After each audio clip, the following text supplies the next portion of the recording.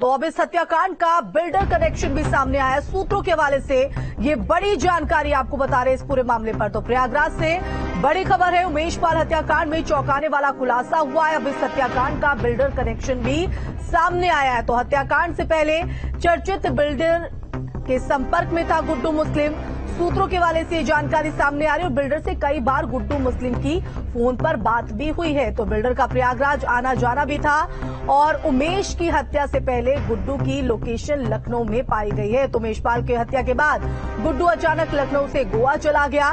तो सूत्रों के हवाले से ये बड़ा खुलासा हो रहा है और बड़ी जानकारी सामने आई है। तो ये चौंकाने वाला खुलासा, इसके बाद पुलिस की जांच और तेज। तो अब इस हत्याकांड में बिल्डर कनेक्शन जो है वो सामने आया और इस बिल्डर से लगातार जो है वो गुड्डू मुस्लिम संपर्क में था। और ज्यादा जानकारी के लिए रुक करेंगे संवाददाता मानवेंद्र हमारे साथ लाइव जुड़ गए हैं। मानवेंद्र, एक के बाद एक उमेश पाल हत्याकांड में चौंकाने वाले खुलासे और अब इस हत्याकांड में बिल्डर कनेक्शन जो है वो सामने आया है।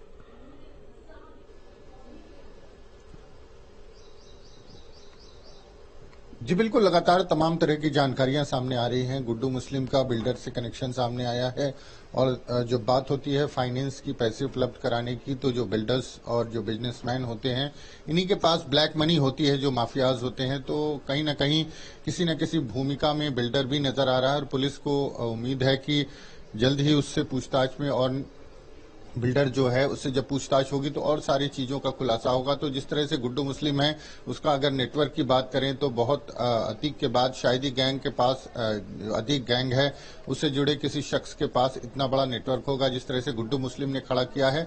और अब जिस तरह से बिल्डर का कनेक्शन सामने आया है, निश्चित तौर पर ये जांच को एक नई दिशा देगा। और पुलिस के अधिकारियों का कहना है कि जब बिल्डर जो है उससे पूछताछ की जाएगी तो और भी नए तथ्य सामने आएंगे इस पूरे मामले में कि आखिर उसकी क्या भूमिका है। जी बिल्कुल, तो अब बिल्डर तक किस तरह से शिकंजा कसा जाता है ये भी देखना होगा। मानवेंद्र, आप हमारे साथ बने रहिए। इसी बीच प्रयागराज से एक और बड़ी खबर सामने आ रही है, जहां शौलत हनीफ की कस्टडी रिमांड के लिए आज दाखिल होगी अर्जी। आरोपी वकील से पूछताछ करेगी धूमनगंज पुलिस। तो हनीफ पर शूटर को उमेश पाल की फोटो भेजने का आरोप है। उमेश पाल केस में आजीवन कारावास की सजा काट रहा है हनीफ और अब कस्टडी रिमांड की जो है अर्जी यहां पर दी जा सकती है। एक बार फिर से मानवेंद्र आपका रुख करेंगे क्योंकि लगातार जांच जो है वो चौतरफा तेजी लेते हुए और एक के बाद एक खुलासे। इस बीच ये जानकारी, शौलत हनीफ की कस्टडी रिमांड के लिए दाखिल कर सकती है अर्जी।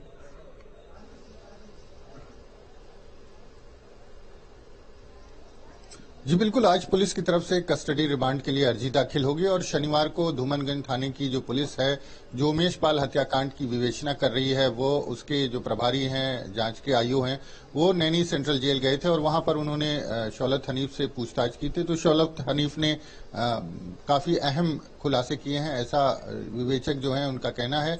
और जिस तरह से उमेश पाल के अपहरण के मामले में सजा याफ्ता है शौलत हनीफ, आजीवन कारावास की सजा हुई थी अतीक अहमद के साथ, लेकिन बाद में तथ्य निकल करके सामने आया कि उमेश पाल की हत्या में भी शौलत हनीफ का हाथ है। और वो कचहरी से, चूंकि उमेश पाल एक वकील भी थे, कचहरी से उमेश पाल की तस्वीरें जो है वो अतीक गैंग के पास, असद के पास लगातार भेज रहा था शौलत हनीफ। तो अब उस हत्याकांड में भी शौलत हनीफ को आरोपी बनाया गया है और पुलिस कस्टडी रिमांड के लिए आज अर्जी पुलिस की तरफ से दाखिल की जाएगी और उसके बाद कस्टडी में लेकर के शौलत हनीफ से पूछताछ की जाएगी। जो मामले की जांच कर रही है पुलिस, उसका कहना है कि कई अहम खुलासे हो सकते हैं शौलत हनीफ से, क्योंकि शौलत हनीफ से अभी तक कोई पूछताछ उमेश पाल की फोटो भेजने का आरोप है और कहीं न कहीं एक मुख्य भूमिका भी इसको कहीं ना कहीं कहा जा सकता है और कस्टडी रिमांड के बाद देखना होगा क्या खुलासे होते हैं। फिलहाल बहुत शुक्रिया मानवेंद्र तमाम जानकारी देने के लिए। तो बता दें कि उमेश पाल हत्याकांड में हनीफ को लेकर अब कस्टडी रिमांड की अर्जी जो है वो पुलिस की तरफ से दाखिल की जा सकती है। बढ़ेंगे आगे।